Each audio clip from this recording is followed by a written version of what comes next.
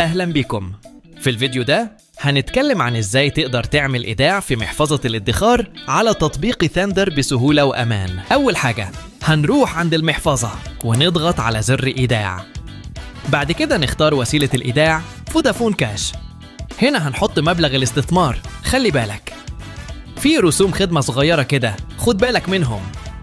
بعد كده نضغط على زر استمرار وهوب هيوجهنا على صفحة الدفع. نحط الباسورد بتاع المحفظة وبعدها الرقم المتغير اللي بيجيلك في رسالة من ثاندر، مش تنسى الرسالة بقى. وبعد كده نضغط زر دفع، بوم، تم الدفع بنجاح يا باشا. دي كانت العمليات القديمة.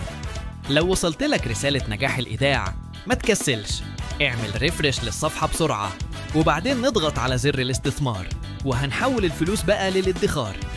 هنا بقى هيظهر لك مبلغ الادخار. اختار واحد من كلاود دول اللي عجبك ونضغط ايداع. نحط المبلغ وبعدها نضغط تأكيد.